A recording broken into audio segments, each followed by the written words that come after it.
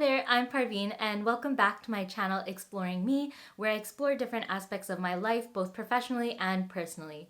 In today's video, I'm going to be answering some of your data science related questions, both that have been left on previous YouTube videos, as well as those conversations that I've had with some of you over on Instagram.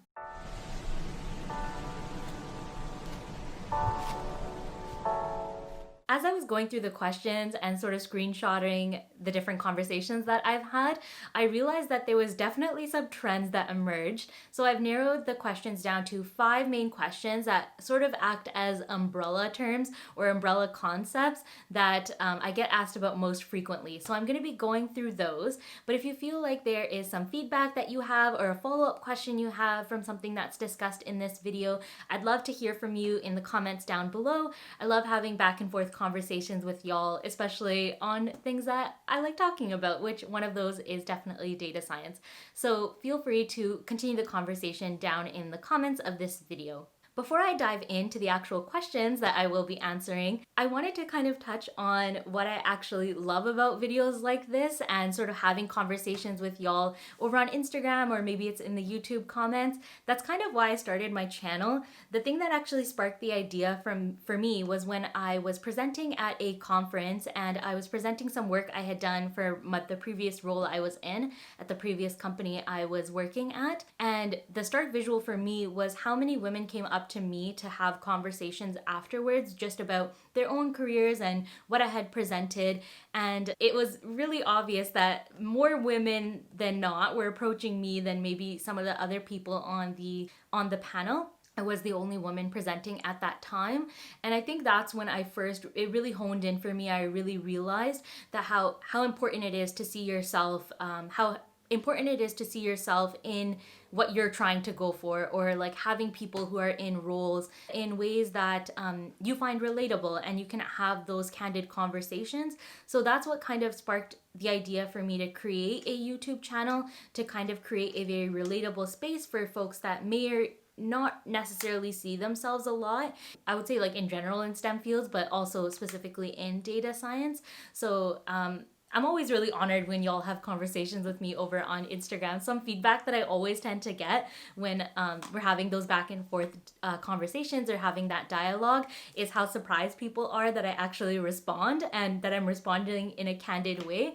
And that always kind of makes me laugh because like that's what I love most about making YouTube videos, is being able to connect with y'all and have those conversations. So don't ever hesitate to reach out if you would like to talk about your career, about data science, or just about life in general. But without further ado, and to end the rambling, I'm gonna jump into the first questions. Actually, I have my laptop down here, so I'm gonna be looking down at that. The first question is sort of an overarching question I get generally about being a data scientist, kind of the day-to-day, and I sort of summarize that in the question of, does anything wear you down about the job? I think this is a really interesting question because as much as I love my job and obviously I love talking about data science, there's always going to be pros and cons about every job and every position you ever find yourself in. And I think for me, something that tends to wear me down, which is definitely still part of my job, is kind of balancing the idea of innovation and efficiency. I think sometimes when you get a question, there's a tendency to want to do the coolest, next best thing, but sometimes you kind of have to compromise, whether it be due to deadlines or probably mainly deadlines, but also just like being practical and being efficient. So kind of finding the balance between those two worlds sometimes can be difficult to navigate. And especially if you pair that with maybe not super clear expectations, that can be something that can just be difficult. And I don't know if that necessarily like wears me down, but it's definitely something that I struggle with and probably will always struggle with. Maybe I'll get better at managing that, but finding the balance between innovation and efficiency and kind of having those conversations back and forth about expectations is something that can be a little bit tiresome when you're working as a data scientist. I think something along those lines as well is, I mentioned expectations. I think it can become really tiresome when you have misaligned expectations about what is and isn't possible given timelines or expectations. And I think having to set up those boundaries can be something that obviously it's part of your job. Like it's something that you're gonna have to do, but it's still something that can kind of take a toll on you when those are consistently misaligned. I don't know if that's like the angle that the person was necessarily getting at, that they were hoping to get from that question, but that's kind of what comes to mind. And again, it's definitely still part of the job. It's not something I'm ever going to be able to get away from, but it's something that can be a little bit difficult at times. So moving on to question 2 is something I get asked about a lot, which is around my experience with the UBC MDS or Masters of Data Science program. So for those of you that don't know, I actually completed my master's at the University of British Columbia in data science. So I did their Masters of Data Science program. And prior to that, I was also at UBC for my undergrad, where I did a Bachelor's of Science, where I was in biology, specializing in cell development and genetics. So I definitely had a little bit of a career or field shift there from my bachelor's to my master's. I think this is a difficult question to answer, not because of my own experience, but because of the program itself. I was actually in the first cohort at UBC for this master's program, and since then a lot has changed. In our first cohort, I think there was about 22 individuals that were actually in the program, and of those that actually finished, I think a few people didn't finish, so it was narrowed down to like 19 or 20 people in our sort of graduating class. And of course, that's very different from today. If you look up the program, they actually now have programs at both campuses of UBC. So they have a program over at UBC O or UBC Okanagan, as well as UBC Vancouver, the main campus. And then the program itself is actually divided into a couple different streams. And again, this is all just from hearsay. I haven't done a lot of research in the program since then, but it is divided, I believe, into natural language processing data science as well as general data science, which is probably most aligned to the program that I completed back when I did complete it. So it's definitely really different. I also think the cohorts are like in the hundreds. I don't know how many people actually they take in every year. Just from my own experience, I'll say like I definitely think it was worth it. I really enjoyed my time there. I think that the way that the teaching staff interacts with the students is really engaged. I think it's something, the program is really dynamic. They're always including like the newest things that are in the field. I also think that having the capstone at the end is a way that you can really get that hands-on experience. It's actually what led to my first data science related role right out of my master's. So I definitely think it was a worthwhile experience. I really enjoyed my time there. I definitely still have a lot of friends and colleagues out of that experience. So for me, it was overall a really positive experience, and it's not something that I regret in any way, shape, or form. That being said, if you're looking for more specifics or you're looking for information of if that's the avenue that you should go down, I think your best bet would be to actually reach out to the program coordinator and ask those questions. I know a lot of them personally, and I think that they are super responsive and really great at answering all of the nitty-gritty type things, because again, yeah, the program has changed a ton since my time. Hasn't even been that long, like 3 years or so, but it's definitely changed a lot. So if you have specific questions about the program, I would reach out to those folks, and they probably know best about what is going on with the program today. So moving on to question number 3, would you say that there are no 2 days that are the same? This question is probably going to vary a ton between who you ask and what type of role they're in, or what company even that they are at. I would say in my current role, working as a contractor for Lululemon on their CRM analytics team, I would say that I have a lot of days that are really similar. That might also be attributed to the fact that we're working from home.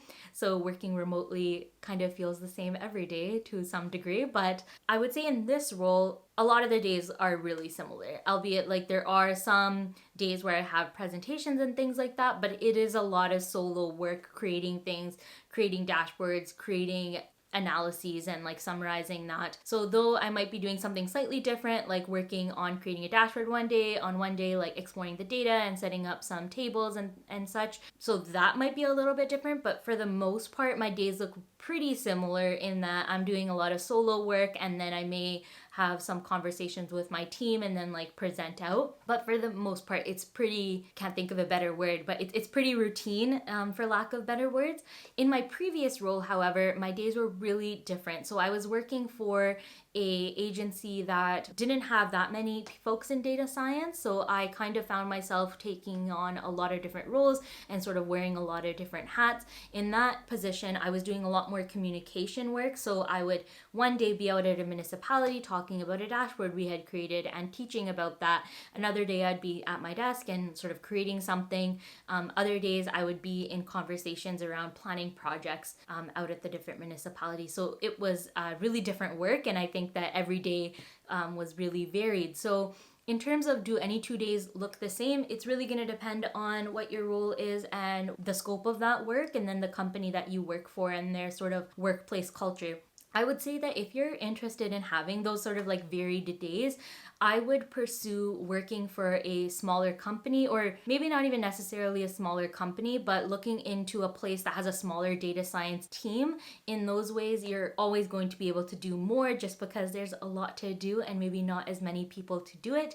So maybe you're not as specialized or focused in your work. So if that's what you're looking for, that would be the avenue that I would go down. Moving on to question 4 is another question that I get asked a lot, but in general, the way I've kind of summarized it is, how do you build a portfolio or network? When I'm asked this question, it's generally people who are looking to get into the field and they don't necessarily have a lot of hands-on work experience that they can put on their resume, and they're sort of looking to build up in that way. I'll kind of answer in 2 parts. So answering the portfolio piece first, my biggest suggestion would be to come up with some projects on your own, and you can do that a couple different ways. One of like the best pieces of advice I have is, if there are certain types of data science roles that you are specifically interested in, look at those job postings and look at the types of things that they're looking for. So just for example, let's say you're looking at a job posting and they really want you to be able to make a Tableau dashboard. Well, then come up with your own project and create a Tableau dashboard that you can put on your resume. So really try to align those expectations with what types of roles that you're actually looking for. Alternatively, if you're looking to kind of just build like general skill sets, like let's say you really want to be able to do social media analysis, or you really want to be able to do some natural language processing, I would say come up with a question and go ahead and create that and put it up on your GitHub. Then when you're actually presenting out those portfolio projects, like when you're putting them on your resume, I would like rank them really high, like maybe even above your education portion of your resume, and kind of put them out as a proper work project, or lay them out in such a way that they are a proper work project, and again have that accessible on your GitHub or something. If you're looking for places to actually come up with those projects, sometimes I know it can be hard to kind of come up with a project from scratch. 2 places I would suggest is the sort of tried and true Kaggle. I'll leave that in the description below if you're not familiar. They have a lot of different data related competitions. You don't necessarily need to participate in the actual competition itself, but you can go ahead and use the open source data and the question to format a project for yourself.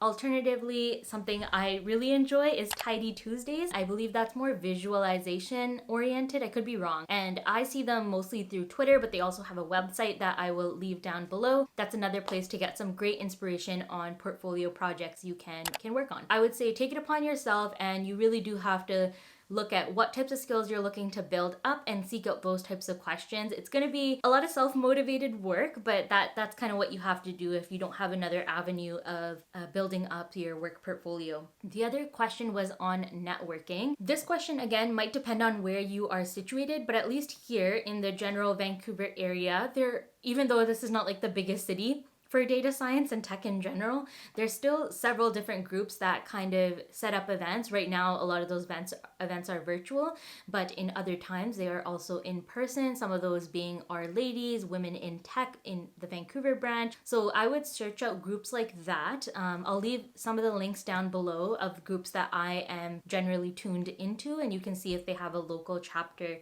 for wherever you are.